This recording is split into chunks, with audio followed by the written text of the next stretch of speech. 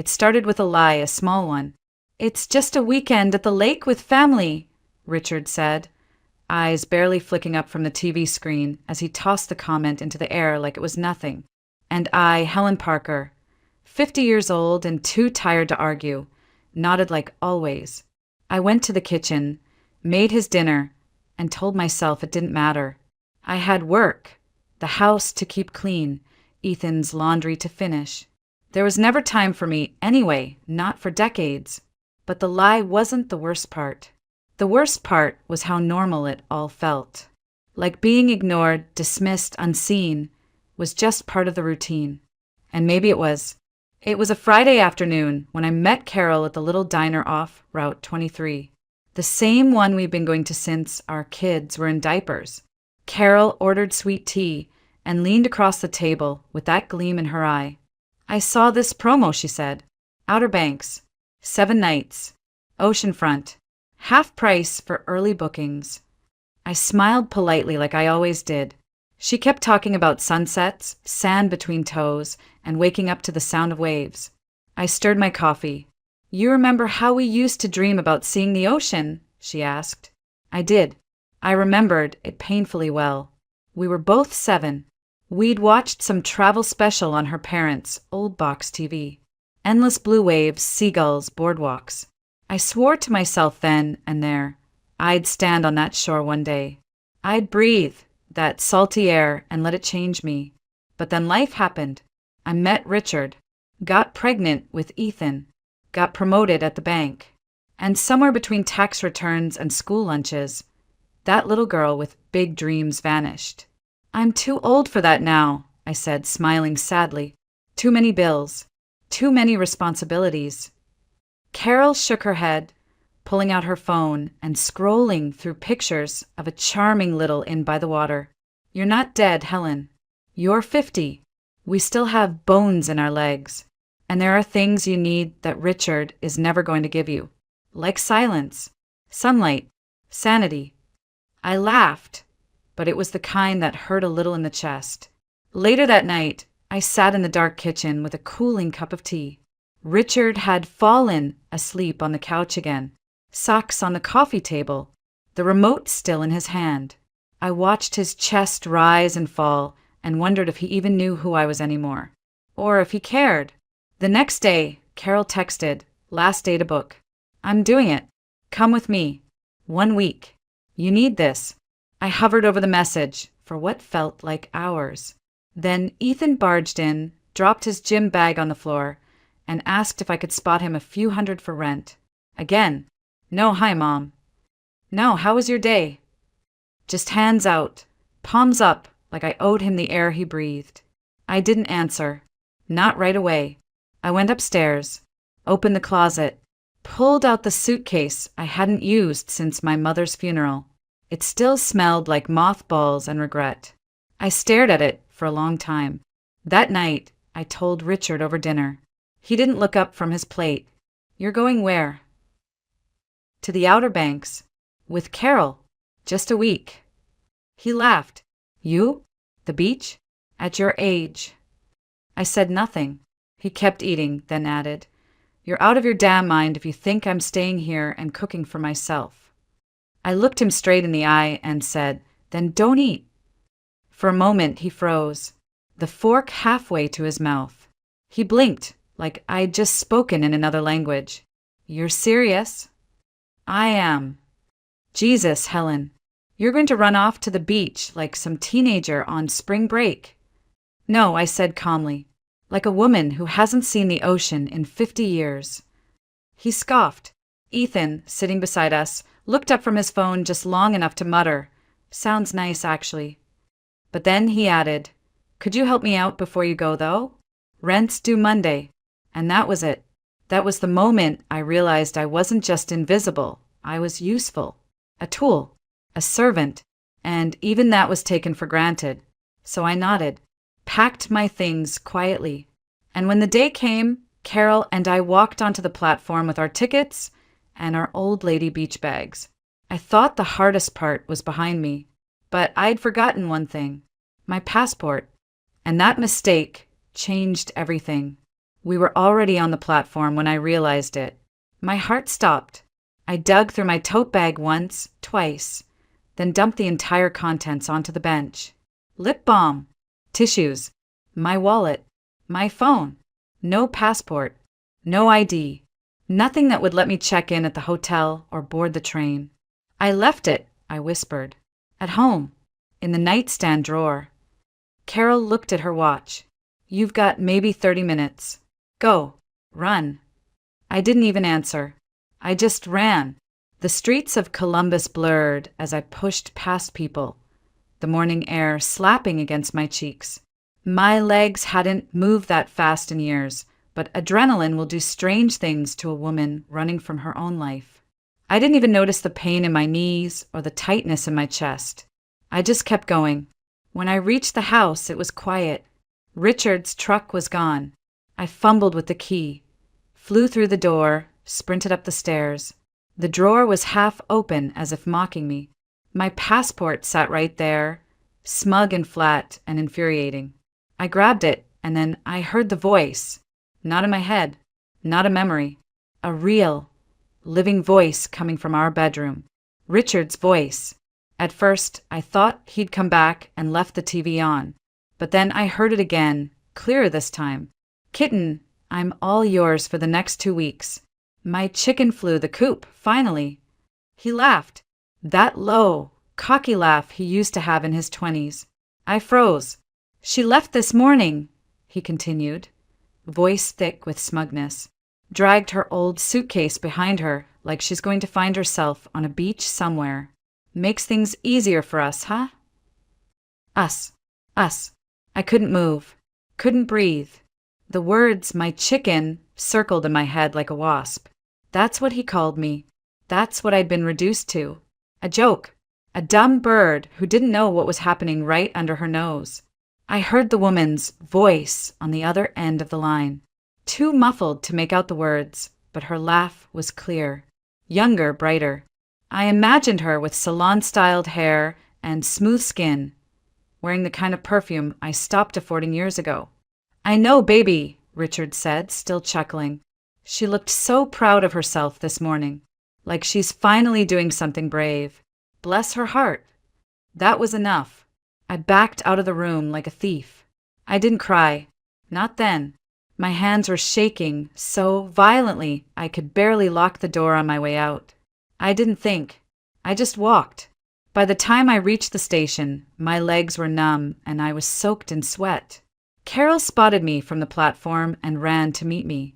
Did you get it? She asked, clutching my arm. You look like you saw a ghost. I got it, I said, holding up the passport. She narrowed her eyes. You sure that's all you saw? I nodded, because I couldn't say it out loud. Not yet. Not while it still echoed in my ears. My chicken flew the coop. The train pulled in. We boarded in silence. And as the wheels began to turn and Columbus disappeared behind us, I sat by the window, gripping my passport like a lifeline and stared at the horizon. I wasn't running away. I was waking up. The train ride felt like moving through a different life. As if the further we got from Columbus, the less I belonged to the version of Helen Parker who'd washed Richard's socks for 20 years without a thank you. Carol chatted beside me, flipping through a travel guide and pointing out all the places she wanted to visit. Beaches, seafood joints, nature trails. I nodded along, but my mind was still in that bedroom with that voice on the phone. We arrived in the Outer Banks just before sunset. The ocean was already whispering in the distance, a low rumble like it had been waiting all this time for me to come home. I stepped off the train and froze. The smell hit me first, salty, alive, vast. Then came the breeze, warm, humid, but different from Ohio's heat. This was wild and open and free. Carol looked at me and grinned. There she is. You're doing it, Helen.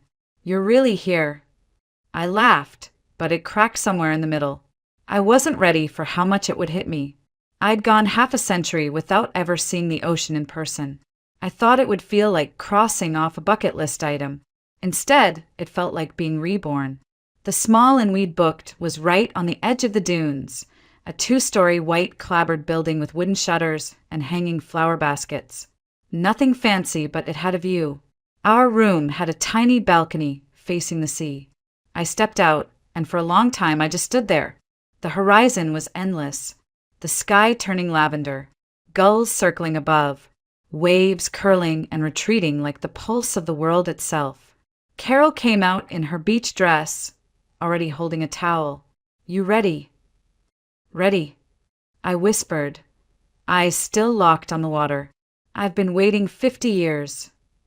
We walked down the narrow path through the dunes, barefoot, laughing like teenagers sneaking out after curfew. The sand was soft and warm, clinging to my toes. Every step felt surreal. The waves grew louder. The sky dimmed. When we reached the shoreline, I didn't hesitate. I dropped my towel, stepped into the surf, and let the first wave crash against my ankles. "Oh my God," I gasped. "It's warm, isn't it?" Carol laughed. I kept walking, knee-deep, then waist-deep, then further until I was floating.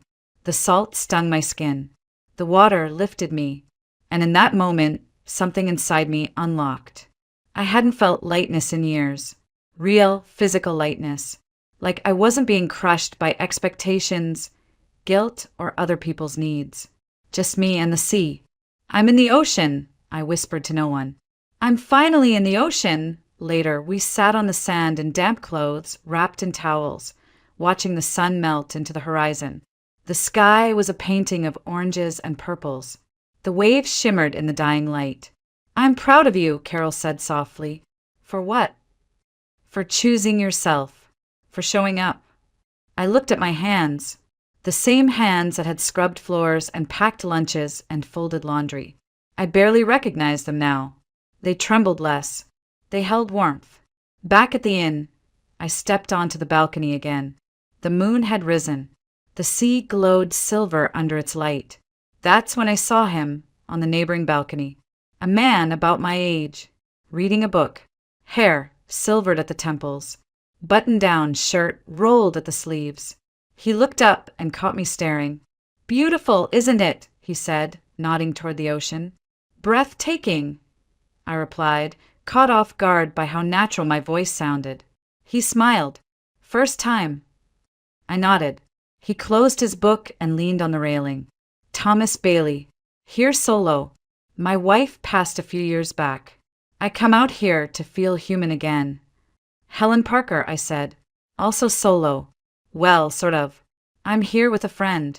Trying to remember who I used to be." Thomas tilted his head and studied me for a moment, not in a way that made me shrink, but in a way that made me feel seen. "Well," he said gently, "welcome back." And for the first time in a very long time, I believed someone meant it. The days that followed moved like water. Smooth, sunlit, and full of strange stillness. Each morning, I'd wake to the hush of waves brushing the shore, and for a brief, disoriented moment, I'd forget I wasn't home. Then I'd remember I wasn't home. I was somewhere better. Carol made it her personal mission to fill every hour with adventure. We went on boat tours, explored art galleries, and ate shrimp tacos from a food truck that parked right along the beach. She took photos of everything. The sky, the shells, even me mid-laugh, holding a plastic cup of lemonade. "You're glowing," she said one afternoon. "You look 10 years younger." I smiled, but part of me wondered if I was finally just looking like myself. On the third morning, I stepped onto the balcony early, just as the sun began to rise. The ocean blushed pink, and the breeze carried the scent of jasmine from the inn's garden below. Thomas was already there, standing with a cup of coffee in hand. He saw me and raised the mug in a quiet salute. "You made it." "Barely," I said, meaning far more than he knew. That day, Carol suggested we go inland to see an old chapel built into the cliffs. "They say the silence there is so deep it echoes," she told me, eyes dancing with mystery. We invited Thomas. To my surprise, he said yes without hesitation. I could use a quiet place," he said, "and some good company." The chapel was nestled at the edge of a mountain path, framed by ancient trees and humming cicadas. Inside, the air was cool and smelled of candle wax and cedar. I sat on a wooden pew and stared at the stained glass window glowing in the light. For a long time, none of us spoke. It was Carol who broke the silence. You ever think about how little space we make for ourselves? We live decades giving to other people, and one day we realize we don't even know what we want. I looked at her, then at Thomas, and then down at my own hands again. I think I've been living the wrong life, I said quietly. One someone else picked for me, and I just wore it like a second skin. Thomas turned to me, his eyes calm. Then maybe it's time you take it off. The words stayed with me as we drove to the waterfall afterward. It was only 15 feet tall, but the roar of it made it feel enormous. We all kicked off our shoes and waded into the shallow pool at its base. The water was cold and shocking, and I screamed when it hit my skin. Carol laughed like a child.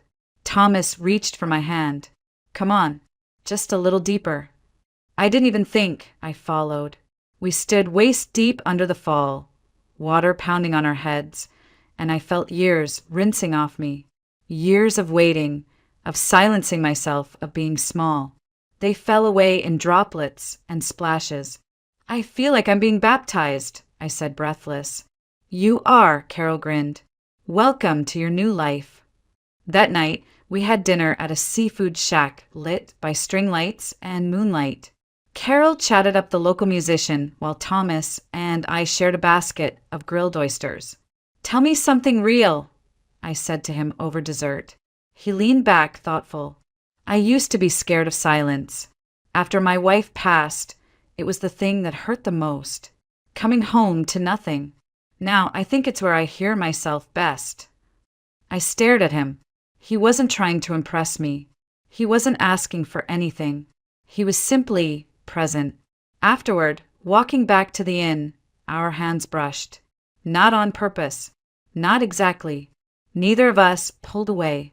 Upstairs, Carol gave me a look when I walked in. So, she said slowly, you and Thomas? We talked, I said. That's all. But even as I said it, my cheeks warmed. And when I lay in bed that night, the ceiling fan spinning above me, I felt something in my chest I hadn't in years. Hope. Not for someone else to rescue me, but that maybe, just maybe, I could rescue myself. The morning after the waterfall, I woke up before the sun. The room was quiet, filled with the soft rustle of Carol breathing in her sleep. I slipped out of bed, wrapped myself in a thin sweater, and walked barefoot to the balcony. The sky was barely light, but the sea was already awake, rolling gently like it had no interest in drama, only rhythm. Peace. Thomas stepped out onto his own balcony a few minutes later, holding 2 cups of coffee. I brought an extra, he called softly. I walked over to the railing. You always this prepared. He smiled, only for neighbors worth sharing coffee with. I took it and cupped the mug in my hands. Our fingers brushed. A spark, not electric, not dramatic, but warm. Familiar. Steady. We stood there in silence for a long time, watching the light slide across the waves. And I remember thinking, I don't want to go home. But of course, home came calling. Later that afternoon, while I was folding laundry from the trip, how quickly routine sneaks back in, I got a call from Richard. I stared at the screen for a full minute before answering. Well, he said immediately, irritation thick in his voice. Nice of you to finally pick up. Hi, Richard. Don't start with that calm crap, Helen. The fridge broke. The faucet's leaking. Ethan's been calling you for 2 days. He needs rent money. And what the hell are you doing over there, anyway? I sat on the bed, staring at the half-packed suitcase I hadn't finished unpacking. I've been resting. I told you I was taking a break. Oh, you mean your little vacation? While I'm stuck here dealing with everything. I almost laughed. You mean everything I've been dealing with for 20 years while you watch TV? Jesus, Helen.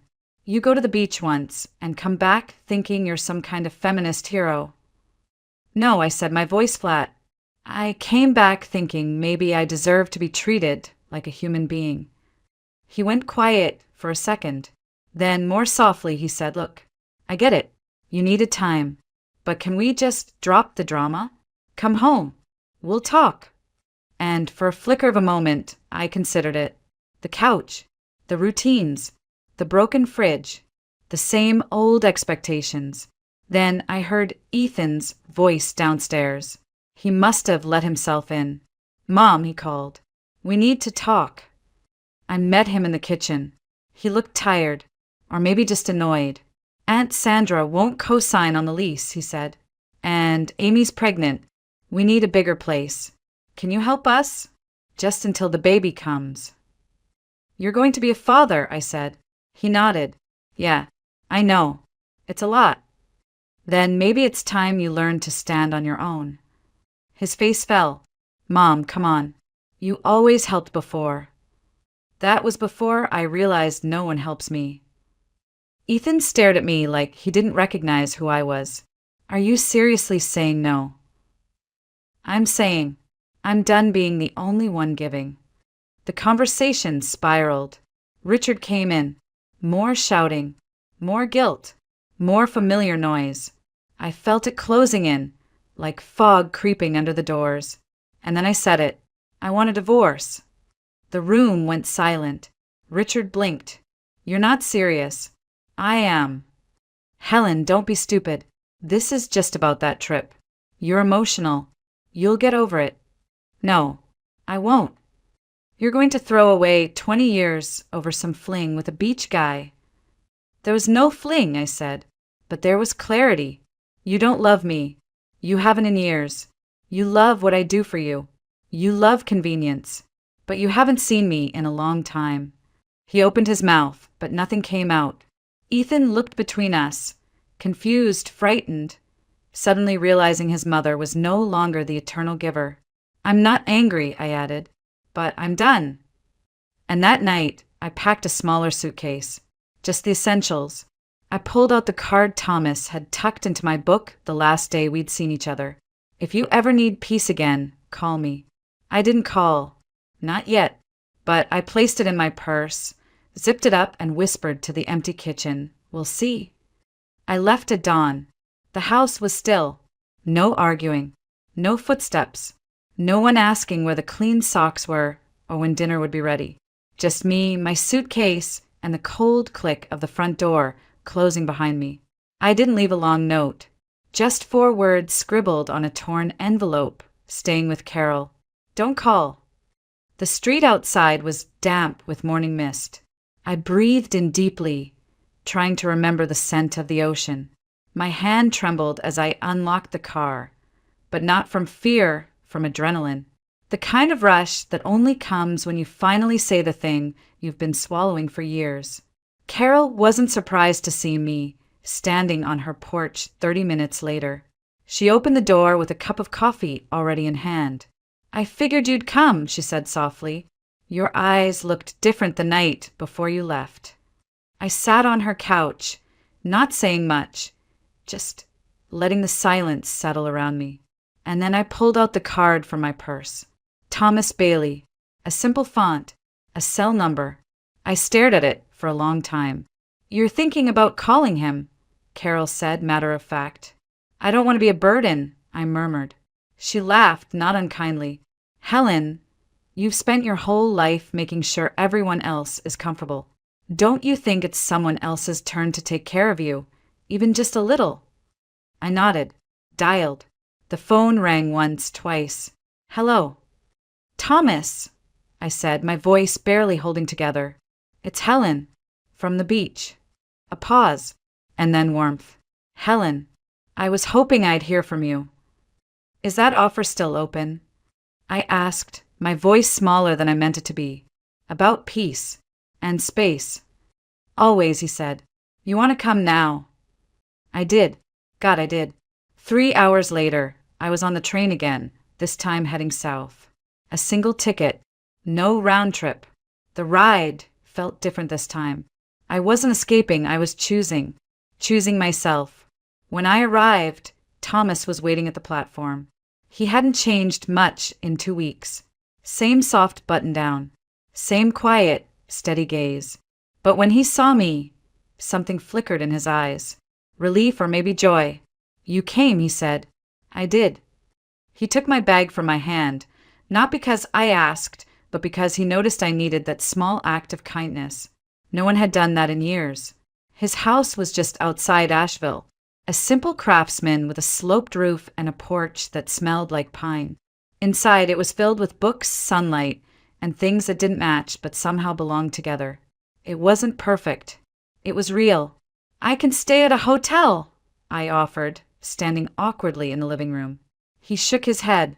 "You're not a guest. You're welcome." And I believed him. The next few days blurred in a quiet, healing way. He showed me the trails behind his house.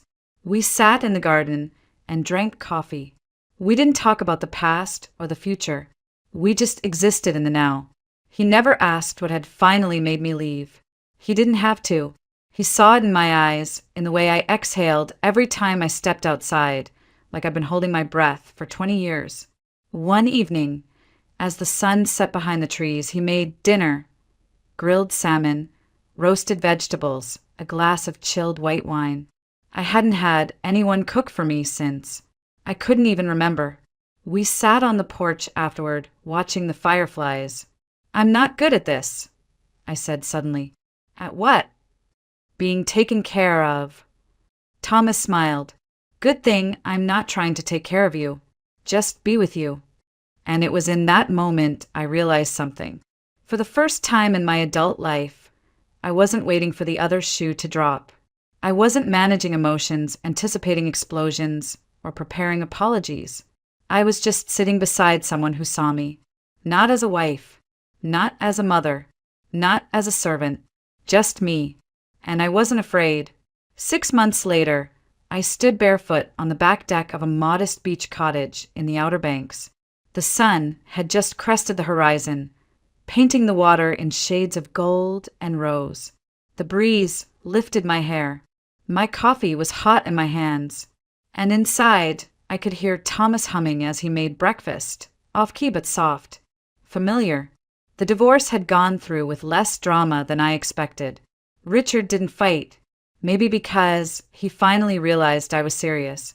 Or maybe because the effort to keep me wasn't worth it to him. Either way, I got my half of the house. Enough to buy this place. Nothing fancy, but it was mine. Ethan had been furious at first. Said I was selfish. That I'd turned my back on the family. But when his daughter was born, something changed. He started calling more, less to ask for money, more to tell me stories about the baby, about Amy, about being tired, overwhelmed, unsure. I'd listen, and then I'd remind him, gently, that I'd been there once too, that I survived it, that he would too. He still didn't understand why I left the way I did. Maybe he never would. But he no longer blamed me for it, and I no longer felt the need to explain. The morning light spilled over the water as Thomas stepped out and slid his arm around my waist. "Good morning, wife," he said, pressing a kiss to my hair. I smiled. "Good morning, husband." We'd gotten married 3 months ago, quietly.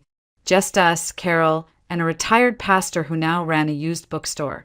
Carol cried through the whole thing, wiping her tears with a linen napkin she stole from the reception table. "I still can't believe you did it," she'd whispered during the toast. "You really left. You really chose you." "I didn't just choose me," I'd said, glancing toward Thomas. "I chose a life that fits."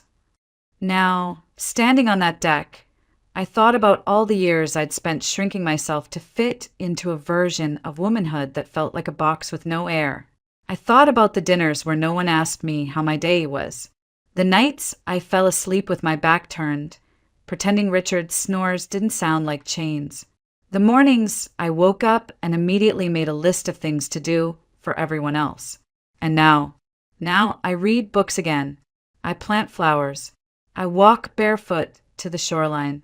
I let Thomas pour me wine without guilt. We argue sometimes, but we also laugh more than I ever thought I could at this age. Not at jokes, just at the absurd, beautiful, ordinary magic of it all. "I'm glad I went back for my passport," I said softly. Thomas looked at me. What? That day. I almost didn't. But if I hadn't, I wouldn't have heard that phone call. I wouldn't have seen what I needed to see. I might still be there, folding laundry in silence. He studied me for a second, then kissed my temple. Sometimes the universe sends its messages loudly. I chuckled, more like cruelly, but also clearly. We stood like that for a while, wrapped in the early light, the scent of sea air all around us. And then I said something I hadn't allowed myself to voice aloud until that very moment. I'm not angry anymore. Not at Richard. Not even at Ethan. I'm just done being small. Thomas nodded. You're not small, Helen. You never were. You were just surrounded by people who didn't know how to see you. I closed my eyes, let the wind move through me, and then I opened them, looked out across the water, and whispered to the waves, "Thank you for reminding me, for carrying me home." There's a sound the ocean makes at sunrise, soft, rhythmic, like the world exhaling. I sat at the edge of the shoreline, toes buried in the cool sand, and let it wash over me. Behind me, the cottage stood still and quiet. Thomas was inside, reading, probably already on his second cup of coffee. I liked that we didn't need to fill every silence. I liked that he knew when to leave space. In front of me, the water stretched out, wide and infinite. It didn't ask anything of me, didn't want anything, just was. I pulled the collar of my sweater tighter around me and looked down at the small conch shell in my hand. White, ridged, chipped at the tip. I'd found it yesterday while walking alone, just after a thunderstorm. I'd held it like it was sacred, because in some strange way it was a souvenir from a life I never thought I'd get to live. Behind me, footsteps. I didn't turn. I didn't need to. You always find the quietest spots, Thomas said, settling beside me in the sand. I smiled, maybe because I spent so many years in noise. He nodded, eyes on the water. Do you miss it? The life before? I didn't answer right away. Instead, I closed my eyes and let the questions settle in me like the tide. No, I said finally. I mourn it sometimes. Not because I want it back, but because I gave so much of myself to it. Years, energy, love, and most of it went unnoticed. He didn't speak, just reached for my hand. And yet, I added, I don't regret it either, because it made me strong enough to walk away. He squeezed my fingers gently. Later that day, we drove into town. Me in a sundress I hadn't worn in years, him in one of those too soft flannel shirts he always insisted were for good moods only.